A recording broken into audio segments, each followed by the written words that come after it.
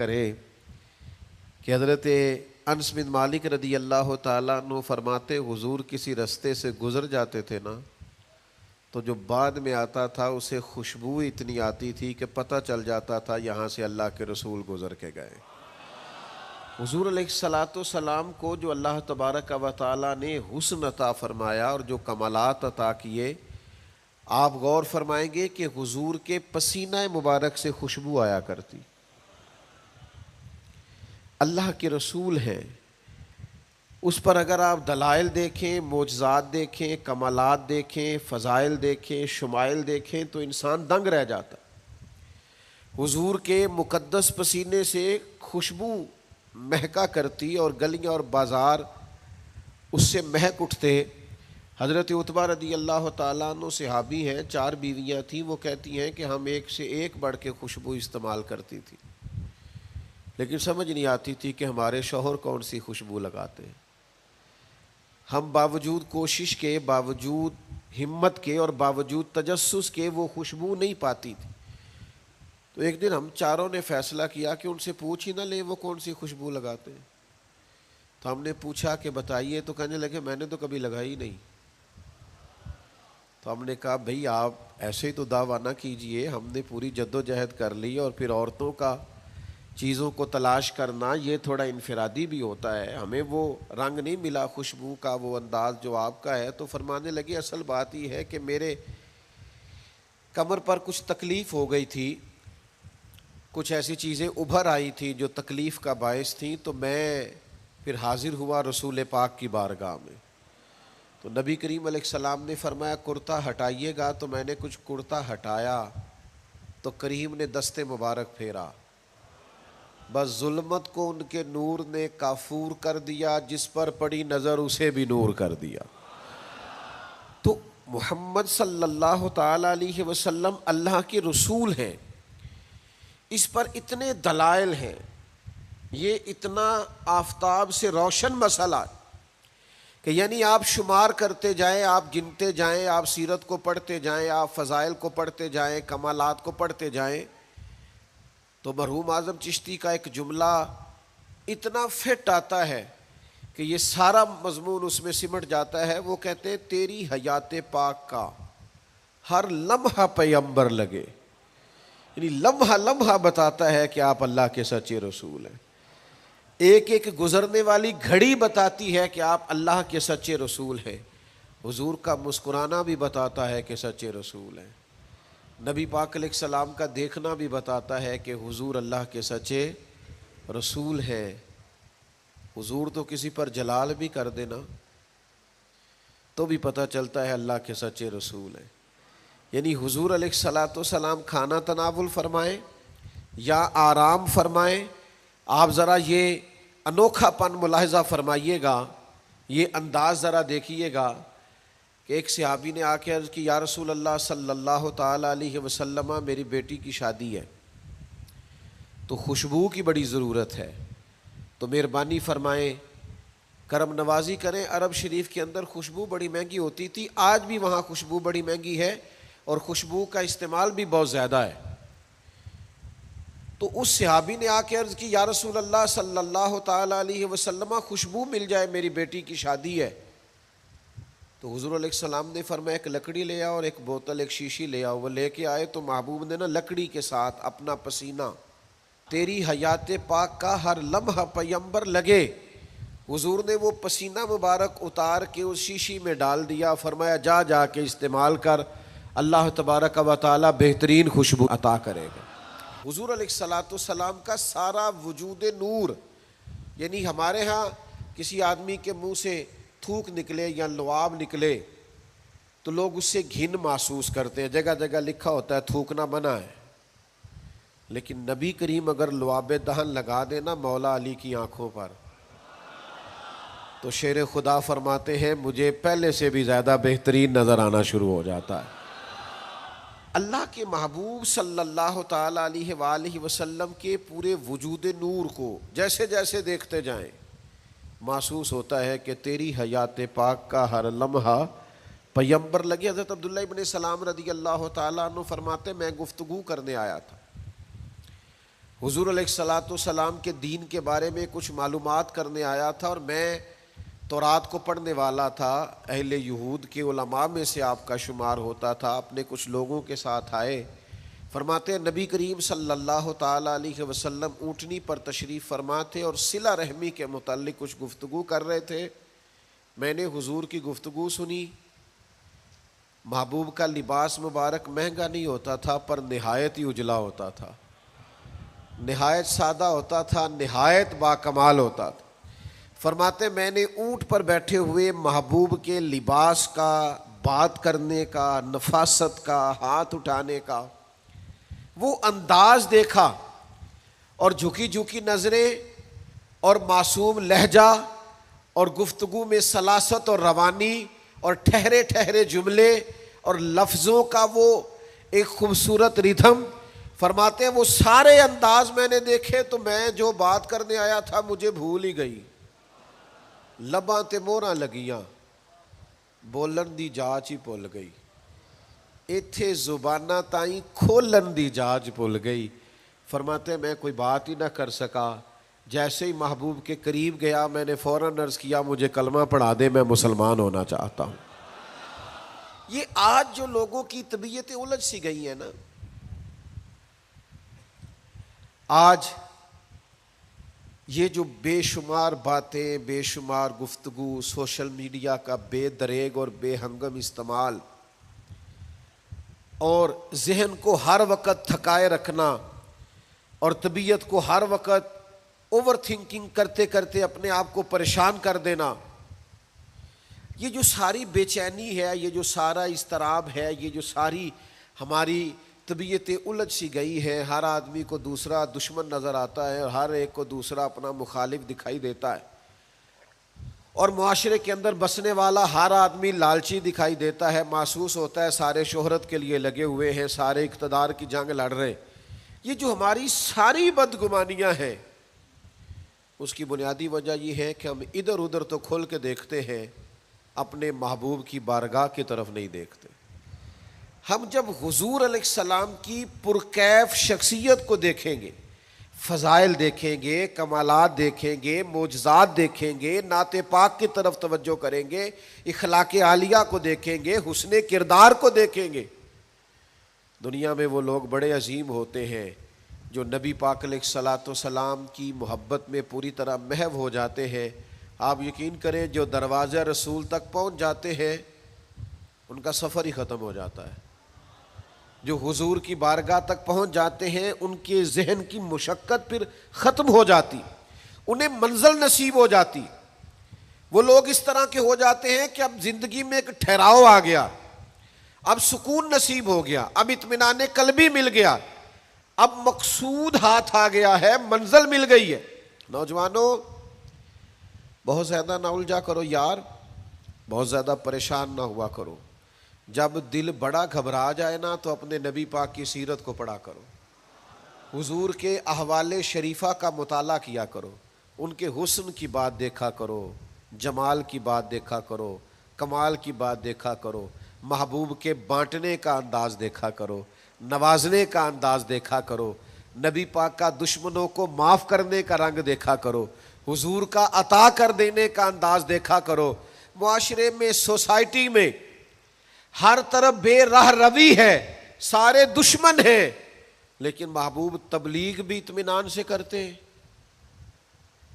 ان کو دعوت توحید بھی مطمئن ہو کے دیتے ہیں، اور جب ان کے لیے دعا کرتے ہیں تو پھر بھی پوری دل جمی کے ساتھ دعا کرتے ہیں۔ یہ خاص ٹھہراؤ آپ کو حضور کی بارگاہ تک جانے میں ملے گا۔ ہم نا رسمی سی محفل کرتے ہیں، رسمی سا میلاد، رسمی سا معراج، رسمی سی سیرت، رسمی سی باتیں، وہ جو خاص ایک کیفیت ہوتی ہے نا امتی کی پوری طرح محبوب کے قدموں سے جڑ جانا، یہ والہانہ پن کبھی ملے نا، والہانہ پن، یعنی حضرت طلحہ بن برار رضی اللہ تعالیٰ عنہ کی نبی کریم سے ملاقات ہوئی، حضور سے ملے اچانک، اور دوڑ کے جا کے نا تو نبی پاک کے قدموں سے لپٹ گئے، اور پھر لپٹے ہیں اور والہانہ انداز ہے اور وارفتگی دکھا رہے ہیں اور عشق کا مظاہرہ کر رہے ہیں۔ اور پھر اسی درد اور تڑپ میں عرض کرنے لگے حضور مجھے کوئی حکم کرے میں فوراً تعمیل ارشاد کروں گا، کچھ فرما دے۔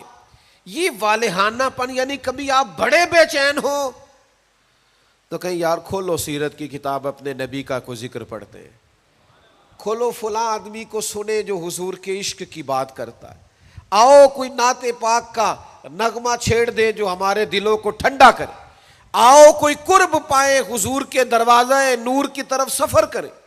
ہم کہاں الجھے ہوئے ہیں، کہاں سکون تلاش کر رہے ہیں، کہاں ہم نے اپنے آپ کو الجھا دیا ہے، کن بے معنی اور بے مقصد باتوں میں ابحاث اور بحثیں کر کر کے اپنے آپ کو پریشان کیے ہوئے ہیں۔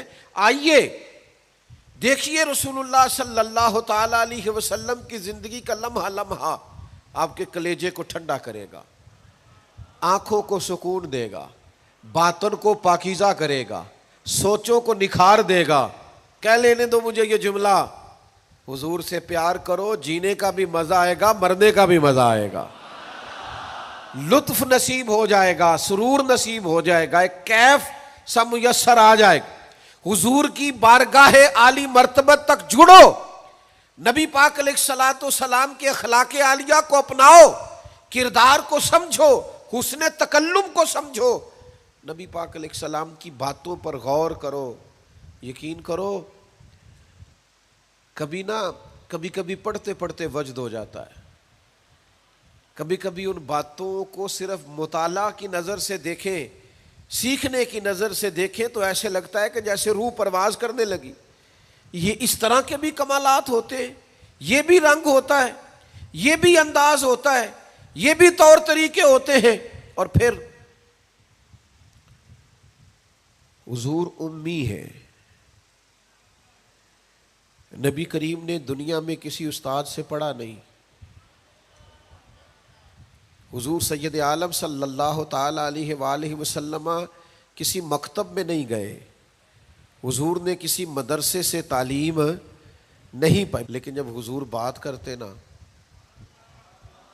جب محبوب حکمت کے موتی رولتے نا، جب نبی پاک علیہ الصلوۃ والسلام کوئی کلام کرتے نا، آپ یقین کریں ایسا انوکھا پن، ایسا نرالا فیصلہ، ایسی حکمت اور دانائی سے بھری ہوئی بات، یعنی جو فلسفیوں سے کھل نہ سکی اور نکتہ وروں سے حل نہ ہوئی، وہ بات ایک طیبہ والے نے بتلا دی چند اشاروں سے۔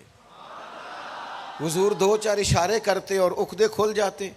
ایسی دانائی والی بات، ایسی قیمتی بات، ایسی انوکھی بات محبوب بیان کرتے۔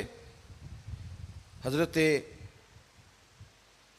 سعد بن عبادہ رضی اللہ تعالیٰ عنہ کے پاس نا فتح مکہ کے موقع پر جھنڈا تھا، وہ علم بردار تھے، جن کے پاس جھنڈا ہوتا تھا وہ آدمی سب سے آگے آگے ہوتا تھا۔ اب ایک وقت ایسا آیا کہ صورتحال اس طرح کی بن گئی کہ حضرت سعد بن عبادہ کو اس منصب سے ہٹایا جائے گا۔ بڑا مشکل فیصلہ ہے، انہوں نے کوئی ایسی معاذ اللہ غلطی بھی نہیں کی، لیکن حالات ایسے آ گئے ہیں کہ جناب سعد ابن عبادہ کو ہٹانا پڑے گا، ان سے جھنڈا لیا جائے گا۔ صحابہ بڑے پریشان ہیں کہ حساس آدمی ہے، ان کی خدمات بہت زیادہ ہیں، کس طرح ان کو ہٹائیں گے، کیا کریں گے؟ نبی کریم کی بارگاہ میں عرض گزار ہے، یا رسول اللہ کیسے ہٹائیں حضرت سعد ابن عبادہ کو؟ اور کیفیات اور حالات بھی ایسے ہیں کہ ہٹانا بھی پڑے گا۔ آج کل نا بہت سارے لوگ کام تو کرتے ہیں پر دانا نہیں ہوتے، جذباتی فیصلے، جذباتی باتیں، ایموشنل گفتگو، وقتی طور پر چیزوں کو بہتر کرنا، اور بس وقتی طور پر آج گزارا ہو کل دیکھی جائے گی، لیکن چیز کی گہرائی تک، اس کی اصل تک نہیں اترتے، اس کے سارے لوازمات کو نہیں دیکھتے، قبل از وقت منصوبہ بندی نہیں کرتے۔ ہمارا مزاج نہیں ہوتا، ہم ٹھہراؤ اپنی زندگی میں نہیں لاتے۔ نبی پاک چونکہ اللہ کے رسول ہیں، ہر لمحہ حضور کا پیغمبر لگتا ہے۔ اب حضرت سعد ابن عبادہ کو ہٹانا ہے اور ان کی جگہ کسی اور کو مقرر کرنا ہے، اور بندہ بھی بڑا حساس ہے اور بات بھی کوئی ایسی نہیں، تو کیا کریں؟ پتہ ہے نبی کریم علیہ السلام نے کیا کیا؟ حضور فرمانے لگے کوئی پریشانی نہیں، ہٹا دیتے سعد ابن عبادہ کو۔ حضور نے بلایا، فرمایا سعد میرا ارادہ بنا ہے کہ جھنڈا آپ سے لے لیا جائے۔ حضرت سعد ابن عبادہ نے ابھی گردن جھکائی تھی تو حضور فرمانے لگے میرا ارادہ ہے آپ سے لے کے آپ کے بیٹے کو دے دیا جائے. جو فلسفیوں سے کھل نہ سکا، جو نکتہ وروں سے حل نہ ہوا، وہ راز ایک طیبہ والوں نے بتلا دیا چند اشاروں میں. اور تیرے آگے ہے یوں دبے لچے فصحا عرب کے بڑے بڑے، کوئی جانے منہ میں زبان نہیں بلکہ جسم میں جان نہیں. ایسا کمال فیصلہ، ایسا انوکھا فیصلہ. اچھا جس فیصلے سے وہ پریشان ہو سکتے تھے نا کہ مجھے ہٹایا جا رہا ہے، جب انہیں پتہ چلا نا کہ میری جگہ پہ میرا بیٹا آ رہا ہے، وہ اتنا خوش اپنے جھنڈا اٹھانے پہ نہیں تھے جتنا اپنے بیٹے کے جھنڈا اٹھانے پہ راضی ہو گئے. ان کی طبیعت مچل گئی. نبی پاک صلی اللہ تعالی علیہ وسلم کے پیغمبر ہونے پر، نبی ہونے، ایسے دلائل، ایسے کم، آپ جس زاویے سے دیکھیں ششدر رہ جائیں گے، حیران رہ جائیں گے، پیار ہو جائے گا. کچھ ایسے مصنفین بھی گزرے ہیں معاذ اللہ ثم معاذ اللہ، جو مسلمان نہیں تھے، غیر تھے، کلمہ نہیں پڑھتے تھے، معاذ اللہ استغفر اللہ، نقل کفر نہ باشد، تنقید کی اینک لگا کے انہوں نے حضور کی سیرت کو پڑھا، لیکن اس نظر سے پڑھا پھر بھی مدینے والے کے غلام ہو گئے. یہ کہنے پر مجبور ہو گئے کہ نہ بھائی ایسا کوئی محبوب کہیں ہوگا نہ کہیں ہے، بیٹھا ہے چٹائی پہ مگر عرش نشیں ہے. نبی پاک علیہ السلام. پھر ایک اور بات، حضور امی ہے لیکن ایسی کمال بات کرتے، ایسا انفرادی فیصلہ کرتے کہ دنیا حیران رہ جاتی. پھر جو عظمت کردار ہے نا، بلندی یہ کردار، مجھ سے ناراض نہ ہوئیے گا، بہت سارے لوگ ہیں جو باتیں بڑی زبردست کرتے ہیں، گفتگو میں کوئی ان سے جیت نہیں سکتا. ان کا لب و لہجہ ایسا ہوتا ہے کہ شاید کسی بڑے سے بڑے عالم فاضل کو بھی بولنے نہ دے، لیکن عمل کی باری آتی ہے تو کمزور ہوتے ہیں. باتیں بیسیوں آتی ہیں، درجنوں آتی ہیں، نماز کا ٹائم ہوتا ہے تو بہانے بازی کرتے ہیں، وہ میرے کپڑے نہیں ٹھیک، بس دعا کریں انشاءاللہ شروع کر دوں گا، کہانیاں سناتے ہیں. کیوں اتنے بھولے بنتے ہیں؟ ہمیں سمجھ آتی ہے کہ آپ گفتار کے غازی ہیں، آپ باتوں میں صرف ساری چیزیں سیدھی رکھتے ہیں، آپ اس جگہ پہنچ ہی نہیں پا رہے. عمل، کردار، یہ بھی ایک مبلغ ہوتا ہے، آپ کا کردار بھی تبلیغ کرتا ہے، آپ کا لب و لہجہ بھی. حضرت امام جعفر صادق رضی اللہ تعالیٰ عنہ سے ایک شخص نے کہا تھا میں دین کی تبلیغ کرنا چاہتا ہوں، مجھے بتایا کیا کروں؟ تو امام جعفر صادق رضی اللہ تعالیٰ عنہ فرمانے لگے دین کی تبلیغ کرنی ہے تو بڑا آسان نسخہ ہے، دین پہ عمل کرنا شروع کر دے، تبلیغ ہونی شروع ہو جائے گی. لیکن ہم نا عمل کی دنیا میں بڑے کمزور ہوتے ہیں. قربان جائیں، حضور علیہ الصلوۃ والسلام نے جس معاشرے میں آنکھ کھولی تھی وہ جہلا کا معاشرہ تھا، ظلم تھا، ستم تھا، بربریت تھی. ان لوگوں کی سوچیں، ان کی باتیں، ان کا ظالمانہ مزاج بڑا انوکھا تھا. لیکن کمال کی بات ہے نا، چاروں جانب لوگوں کا مزاج ظالمانہ تھا، لیکن محبوب کو اللہ نے رحمت بنا کے بھیجا. ہر طرف لوگ ناانصافی کی بات کرتے تھے، لیکن محبوب نے انصاف کے بول کو ہمیشہ بالا رکھا، اس ترازو کو ہمیشہ بلند رکھا. ہر طرف لوگ حق کھا جاتے تھے، لیکن محبوب نے فرمایا حق کھایا نہیں جائے گا، حق دلایا جائے گا. کردار دکھایا، کردار. وہ جو تیری جان کے دشمن ہیں وہ بھی کہتے ہیں، وہ جو تیری جان کے دشمن ہیں وہ بھی کہتے ہیں امین تو ہے، صداقت کی آبرو تو ہے.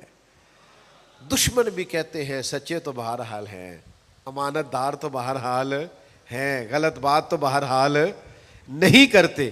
یعنی دشمن بھی اگر اٹھ کے گواہی دے کہ اگر کسی نے کمال دیکھنا ہے تو آمنہ کے لال کو جا کے دیکھو، اگر کسی نے انصاف دیکھنا ہے، اگر کسی نے دھرتی پہ حسن دیکھنا ہے تو عبداللہ کے در یتیم کو دیکھو.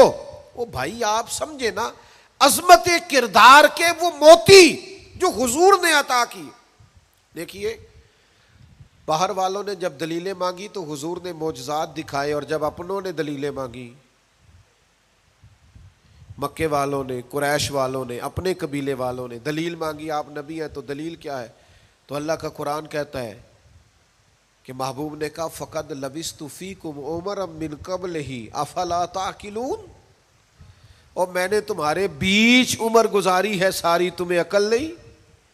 میں کوئی باہر سے نہیں آیا، میں نے 40 سال تمہارے اندر گزارے ہیں، میرے جیسا کوئی سچا ہے تو دکھاؤ، کوئی دیانتدار ہے تو دکھاؤ، کوئی پاکیزہ مزاج ہے تو دکھاؤ، کوئی اس طرح کا ستھرا ہے تو دکھاؤ، کوئی اس طرح کا مزکی ہے تو دکھاؤ، تمہارے بیچ میں نے وقت گزارا ہے۔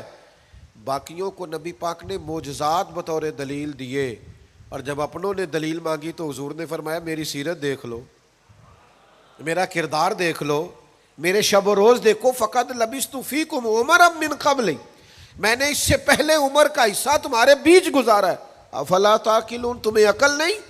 دوستو تھوڑا سا نا کردار پر بھی توجہ کرنی پڑے گی، اپنے آپ کو تھوڑا سا تبدیل کرنا پڑے گا۔ میں آپ کی خدمت میں عرض کروں، دولت سے لوگوں کو جیتا نہیں جا سکتا، دولت تو لوگوں کو لالچی بنا دیتی ہے۔ آپ کسی کو پیسے دیں، 10,000 دیں، اگلی دفعہ وہ 25 مانگے گا، تو آپ 50 دیں، اگلی دفعہ 1,00,000 مانگے گا، اس کی بھوک تو بڑھتی ہے۔ آپ عہدے کے زور پر بھی لوگوں کے محبوب نہیں بن سکتے، اس لیے کہ پھر وہ شخصیتوں سے پیار نہیں کرتے، کرسیوں سے پیار کرتے۔ آپ کرسی پہ ہیں تو آپ اچھے لگتے ہیں، جب دوسرا آئے گا تو اس کو سلوٹ کر لیں گے۔ نبی پاک علیہ الصلوۃ والسلام نے فرمایا اگر تم کسی شخص کو قائل کر سکتے ہو اور اس سے محبت بڑھا سکتے ہو تو ایک ہی صورت ہے، اور وہ تمہارا حسن اخلاق ہے۔ اللہ کے محبوب صلی اللہ تعالی علیہ وسلم نے خلق کے ساتھ، کردار کے ساتھ، نبی پاک علیہ السلام نے محبت کے ساتھ، زید بن دسنہ بہت بڑے یہودیوں کے عالم تھے، ایک دن حضرت بلال حبشی رضی اللہ تعالیٰ عنہ سے کہنے لگے سنا ہے نبی پاک علیہ السلام کی بارگاہ میں جب بہت سارے مہمان آتے ہیں تو آپ کو کچھ قرض بھی لینا پڑتا ہے۔ جناب بلال کہنے لگے لینا پڑتا ہے، کہنے لگے مجھ سے لے لیں، میرے پاس اضافی پیسے پڑے ہیں، آپ نے دے ہی دینے۔ حضرت بلال نے لے لیے، ایک ٹائم مقرر ہو گیا، فلاں دن پیسے واپس کرنے، ابھی وعدے میں 3 دن رہتے تھے۔ نبی پاک علیہ الصلوۃ والسلام مدینہ طیبہ کے چوک میں کھڑے ہیں، ساتھ حضرت عمر فاروق رضی اللہ تعالیٰ عنہ، یہ وہاں پہنچ گئے یہودیوں کے عالم، آ کے کہنے لگے وہ میری رقم واپس کریں، تو حضور نے فرمایا ابھی تو وعدے میں 3 دن رہتے ہیں، تو اس نے بڑے سخت جملے کہے۔ آپ کی توجہ ہے میری بات پر؟ سمجھ آ رہی ہے میری باتوں کی؟ چڑھانے والے اتنے خطرناک نہیں ہوتے جتنے چڑھ جانے والے خطرناک ہوتے ہیں۔ اتنی جلدی کسی کی باتوں سے چڑھا نہ کرے، یعنی ہر ایک کوئی دشمن بنا لیتے ہو، جس کا سٹیٹس ہی نہیں آپ کے ساتھ کھڑے ہونے کا اسے بھی دشمن بنا، اور دعا کرو کہ دشمن بھی خاندانی ہو۔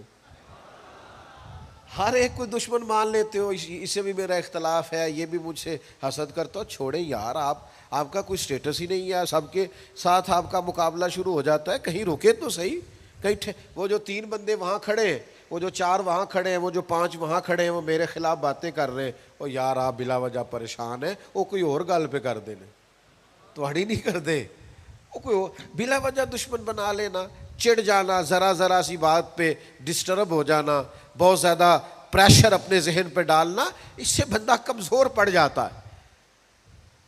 انہوں نے سخت جملے کہے، لیکن نبی کریم صلی اللہ تعالی علیہ وآلہ وسلم نے نا کسی بات کا کوئی جواب نہیں دیا۔ حضرت عمر نے تلوار نکال لی، تو حضور فرمانے لگے کہ عمر آپ نے تلوار نکال لی ہے، آپ کو چاہیے تھا انہیں کہتے مطالبہ نرمی سے کریں اور مجھے کہتے ان کی رقم واپس کریں۔ فرمایا چھوڑو، یہ جو وقار ہوتا ہے نا، یہ آدمی کے قد کاٹ کا پتہ دیتا ہے، یہ جو حوصلہ ہوتا ہے یہ اس کی تعلیم کا، اس کی تربیت کا، اس کے علم کا، اس کے بڑے ہونے کی خبر دیتا ہے۔ حضرت عمر سے حضور نے فرمایا چونکہ انہوں نے اب پہلے مطالبہ کر لیا ہے تو ہم ایسا کرتے ہیں پہلے ہی پیسے دے دیتے ہیں۔ فرمایا آپ ان کو ساتھ لے جائیں، فلاں جگہ کھجوریں پڑی ہیں، تول تول کے دے دیں، اور جب ان کا قرض پورا ہو جائے نا تو یہ جو آپ نے ان کو غصہ دلایا نا، تھوڑی کھجوریں زیادہ بھی دے دیجئے گا۔ تھوڑی مٹھائی بھی دے دینا، قربان جائیں۔ حضرت عمر رضی اللہ تعالیٰ عنہ فرماتے ہیں میں حضور کے حکم کا پابند تھا، میں ان کو ساتھ لے گیا اور لے جا کر کے کھجوریں تول تول کے دے رہا ہوا، مجھے ان پہ غصہ ہے، وہ مجھ سے ہلکی ہلکی باتیں کرنے لگ گئے حضور کے اخلاق کے بارے میں، نبی پاک کی بردباری کے بارے میں۔ تو مجھے جلال تھا، میں نے کہا تو کھجوریں لے، زیادہ باتیں نہ کر۔ میرا اپنا ایک خیال تھا کہ انہوں نے بڑے سخت جملے کہے ہیں، تو فرماتے انہوں نے میرا ہاتھ تھاما اور کہنے لگے عمر یار میرے اوپر جلدی نہ کر، میرے درد کو سمجھ، میں تورات کا عالم ہوں، میں نے اللہ کے آخری نبی کی جتنی نشانیاں تورات میں پڑھی ہیں ساری مدینے والے محبوب میں پائی جاتی ہیں۔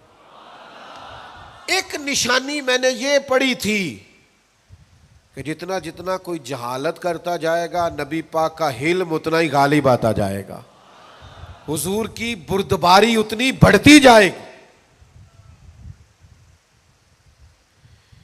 تو میں نے نا جان بوجھ کے حضرت بلال کو پیسے دیے تھے، اور 3 دن پہلے میں نے واپسی کا مطالبہ بھی جان بوجھ کے کیا تھا، میں نبی کریم کا حلم دیکھنا چاہ رہا تھا، میں وہ تورات کی نشانی دیکھنا چاہ رہا تھا، اور پھر میں نے سخت جملے بھی جان بوجھ کر کیے، پر قربان جاؤ مدینے والے کو جس اینگل سے بھی دیکھا ہے اللہ کا سچا رسول ہی پایا، محمد الرسول اللہ، محمد اللہ کے رسول ہے صلی اللہ علیہ وسلم۔ اب وہ کہنے لگے جناب عمر سے مجھے لے جائے نا، میں نے حضور کا کلمہ پڑھنا ہے، مجھے لے جائے بارگاہ تک، میں نے نبی پاک علیہ السلام کی غلامی کا پٹا گلے میں ڈالنا ہے۔ تو میرے بھائیوں نبی پاک علیہ السلام کی بارگاہ تک رسائی پائیے، حضور کی عالی مرتبت بارگاہ کی طرف اپنے آپ کو لے کر کے جائیے۔ آج اگر ہم اطمینان چاہتے ہیں ذہنی طور پر بھی، قلبی طور پر بھی، روحانی طور پر بھی، فکری طور پر بھی، تو ایک ہی راستہ ہے، اپنے آپ کو حضور سے وابستہ کریں۔ ہم جس طرح کی آزمائشوں کا دن رات شکار ہے، اور جس طرح سے ہمیں نئی نسل الجھی ہوئی، بے چین، بے قرار اور مضطرب نظر آتی، اس کا کوئی اور حل نہیں ہے، اس کا ایک ہی حل ہے کہ مرنے کی طرف دیکھ، نہ جینے کی طرف دیکھ، جب چوٹ لگے دل پہ تو مدینے کی طرف دیکھ۔ اپنا تعلق حضور سے جوڑیے، اپنا رشتہ نبی کریم سے جوڑیے۔ میں آپ کی خدمت میں عرض کروں گا وقت نکال کے درود پاک پڑھا کریں، وقت نکال کے حضور کی سیرت کا مطالعہ کیا کریں، ٹائم نکال کر کے نبی پاک صلی اللہ علیہ وسلم کی نعت شریف کو پڑھا کریں، وقت نکال کر کے حضور کی بارگاہ کی طرف بڑھا کریں۔ جب تک ہم یہ سارے کام نہیں کریں گے اطمینان نہیں پائیں گے، اور پھر جیسے جیسے حضور کو پڑھو گے، نبی پاک کو سنو گے، دین کی صداقت سمجھ میں آئے گی، آپ کو سمجھ لگے